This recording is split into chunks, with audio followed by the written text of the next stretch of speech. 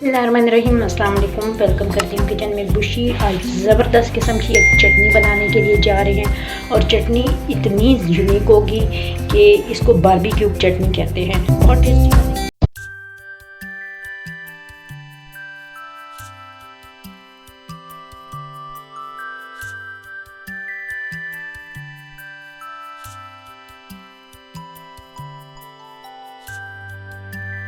बहुत टेस्टी बनेगी, बहुत ज़बरदस्त बनेगी। इसके लिए जो मैंने लिए हैं आपको सब्जियां दिखा देती हूँ।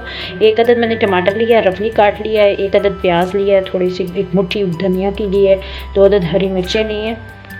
ये मेरे पास है तकरीबन 1 कप के बराबर बनेगा, हाफ कप बनेगा इमली का पल्प। मैंने इमली भिगो के रखी थी, ये इसमें जाएगा। अब इसमें मैं 1 टेबल स्पून डालूँगी अदरक लहसुन का पेस्ट मैंने बनाया हुआ था, वो इसमें मैं शामिल कर दूँगी। ये देखिए, ये मैं इसमें काला नमक डाल रही हूँ 1 टेबल स्पून। अब इसमें नमक मैं सफ़ेद नमक जो है लाहौरी नमक डाल रही हूँ, हाफ टी स्पून।